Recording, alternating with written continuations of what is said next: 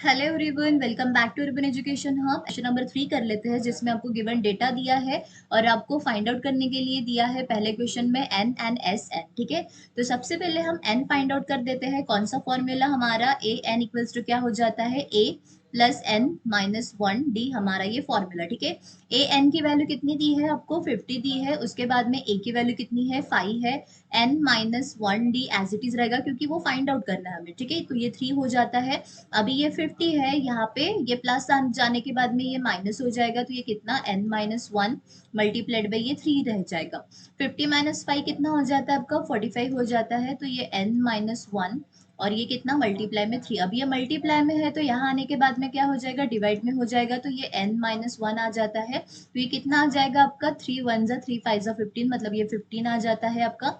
15 equals to कितना, n minus one, मतलब n equals to कितना हो जाएगा, 15 प्लस वन हो जाएगा। तो n की वैल्यू कितनी आ गई है आपकी, 16 आ गई है। तो सबसे पहले हमारी वैल्यू निकल गई n की। अभी हम एस एन, मतलब एस एन इक्वल्स टू हमारा फॉर्मूला क्या है हमारे पास, देखिए अभी n की वैल्यू भी है हमारे पास, फर्स्ट टर्म और लास्ट टर्म दोनों है। तो हम फॉर्मूला कौन सा यूज करने वाले हैं, सेकंड वाला, मतलब a प्लस कितना, ये लास्ट टर्म हो जाता है। तो s कितना, 16, सम ऑफ 16 टर्म हमें चाहिए। तो ये कितना हो जाएगा आपका, फर्स्ट टर्म है 5 और लास्ट टर्म है आपका 50।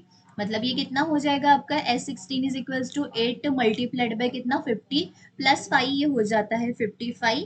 तो ये कितना हो जाएगा आपका, sum of 16 term is equals to 440। ये आपका आंसर आ गया। ठीक है, अब सेकंड हम जल्दी से कर लेते हैं। सेकंड इसमें क्या दिया है आपको, गिवन ए इक्वल्स टू 7, ए 13 आपको 35 दिया है।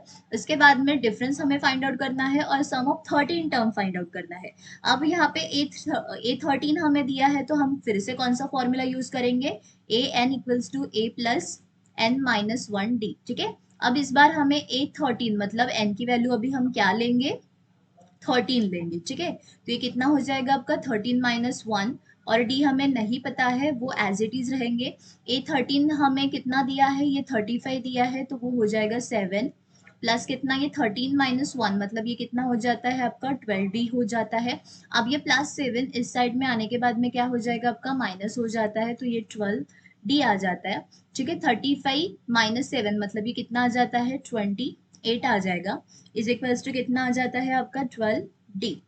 अब ये d इक्वल्स टू कितना, मल्टीप्लाई टू डिवाइड में चला जाएगा, तो 28 डिवाइडेड बाई 12, मतलब डिफरेंस इक्वल्स टू कितना आ जाएगा, 2 6 जा 12, ये 2 14 जा, 2 3 जा एंड 2 7 जा, मतलब ये कितना आ गया आपका, 7 डिवाइडेड बाई 3 हमारी d की वैल्यू आ गई। अभी हमें क्या निकालना है, S13 निकालना है। तो अभी हमारे पास क्या क्या है, अभी हम यहाँ पे कौन सा फॉर्मूला यूज करने वाले हैं, यहाँ पे भी फर्स्ट टर्म और लास्ट टर्म यूज करेंगे। द रीजन इसकी, हमारे पास क्या, ए 13 ये हमारी लास्ट टर्म है, जो कि यहाँ पे 35 दी है और हमारे पास नंबर भी है। ठीक है, तो अभी फॉर्मूला क्या, नॉर्मल हम यूज करने वाले हैं। S13 equals to n divided by two, ये हो जाता है आपका a plus N minus one d, a plus ये लास्ट टर्म। तो S13 इज इक्वल्स टू कितना, n कितना है, 13 डिवाइडेड बाई टू, और ये कितना, फर्स्ट टर्म आपकी है 7 और लास्ट टर्म कितनी दी है, 35 दी है। तो ये S13 इक्वल्स टू कितना हो जाएगा, 13 डिवाइडेड बाई टू, और ये कितना हो जाता है आपका 42। तो ये हो जाएगा आपका 2 वन जा 2 एंड 2 टू जा एंड 2 वन जा, मतलब S13 इज इक्वल्स टू कितना, 13 मल्टीप्लाइड बाई 21। तो S sum of 13 terms will be 273। ठीक है, इसी के साथ हमारे क्वेश्चन नंबर 3 के 2 सम हो गए। अब नेक्स्ट वीडियो में फिर से 2 कर लेते हैं, तब तक के लिए टाटा बाय बाय।